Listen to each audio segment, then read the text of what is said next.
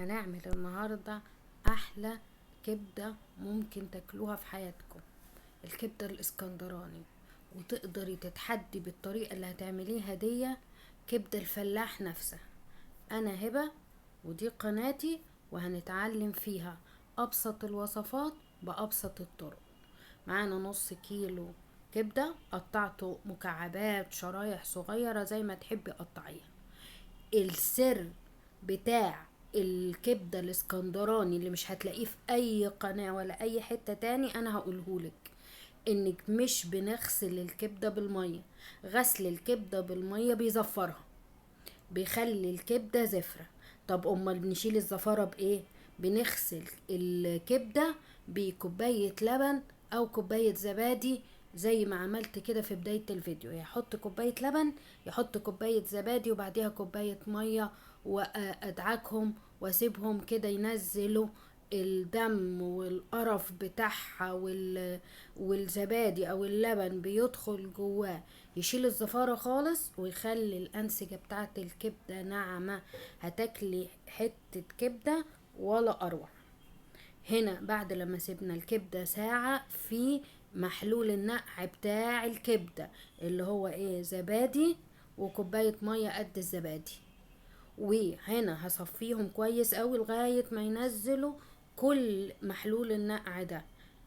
اول كله شوفوا لونه، ادي اللون بالدم نزل كل الزفارة، بالدم بكله نزل فيه. جربوا الطريقة دي وقولوا لي هتاكلي شوية كبدة ما دقتهمش في اي حتة تاني، وناعمة ناعمة ناعمة ناعمة وما فيهاش ريحة زفارة نهائي. هنا حطينا عليهم ليمونتين كبار،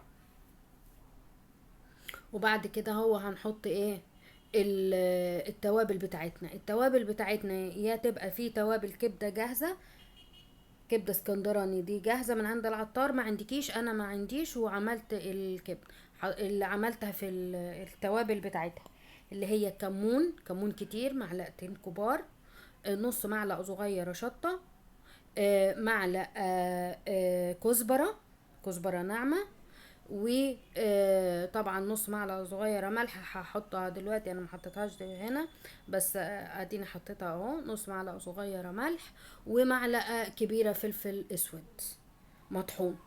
وبعد كده الخضار اللي احنا قطعناه هنحطه عليه. يبقى التوابل عبارة عن توم والخضار المقطع والكمون ده أساسي، الكزبرة، معلقة فلفل أسود، ونص معلقة شطة، وهتاخدي أحلى كبدة اسكندراني. هنا هعمل الطحينة طبعا علشان الكبدة الاسكندراني متتاكلش من غير طحينة. أنا بحط ليمون، اللي عايز يحط على الطحينة خل ممكن، أي مادة حمضية. هنا كانت عايزة ليمونة تاني، فحطيت نص ليمونة تاني علشان تتقل، انا حسيتها خفيفة. قبل ما نحط الماء، اول ما توصل للقوام ده ان هي كده يبقى قوامها خشن،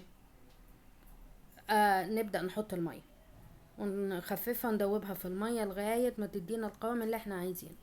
هنا هحط شوية طبعا مية تاني لغاية ما ايه، توصل للقوام اللي ايه، اللي هو ايه، لا هو سايل خالص ولا هو سميك، يبقى قوامها معقول.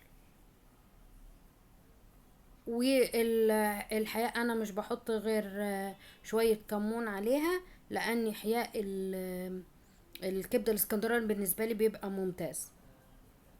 انت عايزة تحقيقها حقيقها بالطريقة اللي انت عايزاها، حط كمية الملح اللي انت عايزاها.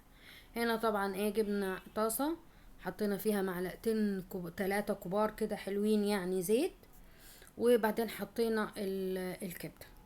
هنفضل نقلب فيهم كده وهتشمي احلى ريحة. ممكن تجيب عندك الجيران لازم هيشموا الريحة، لازم ريحة الكبدة الاسكندراني.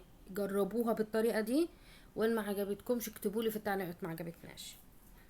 رهيبة يا جماعة، رهيبة وناعمة، تاكلي فيها قد ما تاكلي يعني، روعة روعة. اللي بيحب الكبدة الاسكندراني هيعشق الطريقة دي، وسهلة بسيطة خالص، ما خدتش وقت. هنفضل نقلب فيها، انا ما بغطيهاش ولا حاجة، ومش بحط مية ولا حاجة، هي بتنزل ميتها مع نفسها وبتسوي نفسها بالطريقة بالمقادير بالخطوات اللي عملتها. انا ما بحطش اي حاجة تاني. حطيت في الاخر قبل ما اقدمها على طول معلقة صويا صوص بس. هنا طبعا بعد لما استوت نحشيها في السندوتشات ونحط عليها بقى الطحينة، وكلي احلى عشوة او غدوة او احلى سندوتشات ممكن تاخديها معاكي. روعة روعة روعة. اعمليها، ولو الولاد بيحبوا الكبدة هيعشقوا الطريقة دي، هيعشقوا الطريقة دي. احلى سندوتشات كبدة اسكندراني ممكن تعمليها، والكبدة مضمونة والطريقة مظبوطة. جربي بالمقادير اللي انا قلتلك عليها بالطريقة دي. اعملي الكبدة، ما تغسليهاش بالمية، الكبدة ما بتتغسلش بالمية. حطي دي وجربيها بقى في طرق كتير في الكبدة ان ما بتتغسلش. احلى كبدة اسكندراني. الف هنا وشفا.